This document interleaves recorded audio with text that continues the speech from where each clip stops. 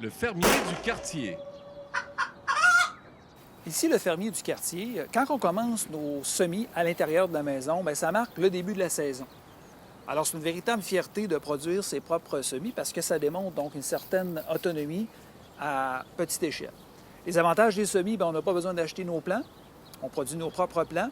On peut même récupérer nos semences à chaque année. Il y a des légumes que c'est plus facile de récupérer nos semences, entre autres les tomates, les légumineuses. Si vous devez en acheter des semences, bien, je vous conseille d'acheter des semences patrimoniales qui sont bien adaptées là, au Québec.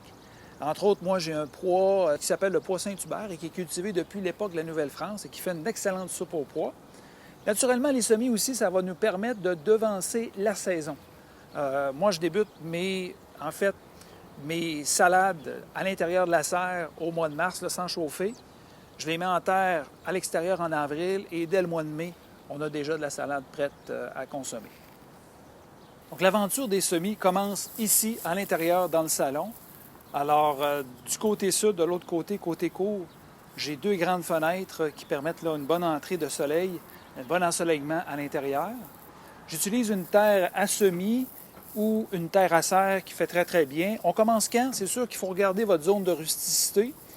Tout dépendant. Si vous êtes à Montréal, Québec, c'est pas la même chose. Ici, au Saguenay, tout ce qui est légumes fruits, je débute à la mi-mars, à l'intérieur. Donc, je sème dans des contenants comme ça ici, des contenants là, de croissant. Ça permet de faire une petite serre et de concentrer l'humidité et la chaleur qui vont permettre de favoriser la germination.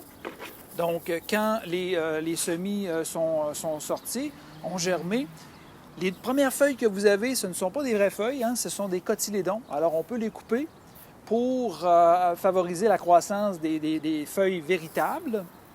Donc, après ça, on va repiquer. Repiquer, ça veut dire c'est qu'on va transplanter le semis dans un contenant plus gros pour que ses racines se développent davantage, sa tige aussi. On arrose souvent et moi, de mon côté, je vais enrichir avec de l'algue marine soluble. Donc, avant de mettre en terre vos plants, c'est important de les acclimater. Souvent, l'erreur qu'on fait, c'est qu'on va acheter des plants. Je l'ai fait cette erreur-là au début. On achète des plants en serre. On arrive à la maison, on a bien hâte de les mettre en terre. Donc, on les met tout de suite en terre, plein soleil, plein vent. Donc, après ça, on arrose avec l'eau du robinet très froide. Alors, c'est un véritable choc pour les plantes. J'ai perdu même des plants au début à cause de cela, parce que le choc est trop dur pour les plants. Alors, c'est important de les acclimater, donc, c'est-à-dire de les habituer tranquillement, les sortir un peu. On les met à l'ombre au début, une journée qui n'est pas trop venteuse. Ensuite, on va augmenter un peu le temps à l'extérieur jusqu'à temps qu'elles soient acclimatées vraiment là, à la température. Naturellement, en serre aussi, donc il faut les acclimater. C'est sûr que le choc est moins dur parce que, bon, on passe du salon à une serre, donc la température est quand même constante. Mais quand même, si on ouvre les fenêtres au complet dans une serre, il y a plus de vent. Donc encore là, il faut ouvrir tranquillement les fenêtres pour acclimater nos plants. Puis aussi, dans la maison, ils ont moins de soleil que dans la serre. Encore là, c'est important de les acclimater. Donc moi, puisque j'ai deux serres, ici, c'est ma première serre que j'ai construite, je travaille beaucoup avec les pots, donc pour les légumes fruits. Les pots, pourquoi? Parce que c'est très pratique. En fait, je commence la saison à l'intérieur ici avec les pots pour les légumes fruits. Ensuite, durant l'été, je vais sortir les pots à l'extérieur. Et pour les légumes, c'est sûr qu'il y a certains légumes que je vais garder quand même dans les serres qui demandent beaucoup de chaleur, les concombres, les piments, les poivrons. Et à la fin de la saison, aux premières gelées, je vais entrer de nouveau mes pots à l'intérieur et je vais avoir des légumes là jusqu'à la fin octobre sans chauffer la serre, donc jusqu'au changement d'heure. Donc, j'ai une recette secrète pour empoter vos légumes fruits. Alors, ça va me faire plaisir de vous présenter cette recette.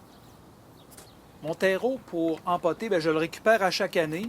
En fait, ce que je fais, c'est que j'enlève les racines un peu plus dures et je garde les racines qui sont un peu plus souples à l'intérieur du terreau, il n'y a aucun problème.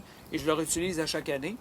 En l'enrichissant à chaque année, vous allez voir. Je vais vous montrer ici comment je vais empoter. Donc, ici, on a des tomates cerises, hein, des petites tomates.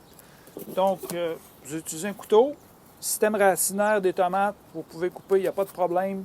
Ça va reprendre facilement dans votre pot. Donc, vous venez placer votre plant ici.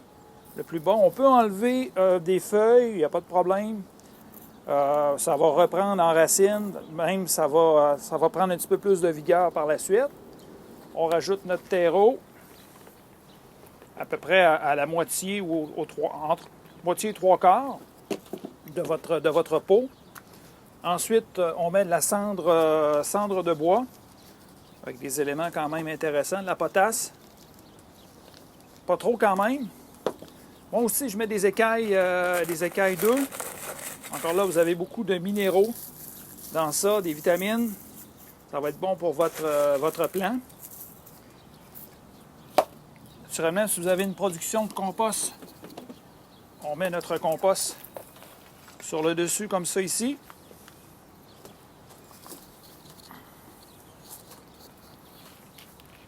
Et on termine. À chaque année, moi, je vais chercher du fumier chez M. Côté. Intéressant d'avoir des contacts avec des gens de la ferme. C'est un fumier de lapin qui va servir aussi en même temps de paillis pour conserver l'eau. Et voilà, le tour est joué. Et juste avec ça, vous allez avoir de très bonnes tomates durant la saison estivale. J'espère que vous avez apprécié cette chronique sur les semis du fermier du quartier. Dans la prochaine chronique, on va voir comment concevoir une serre avec des matériaux recyclés.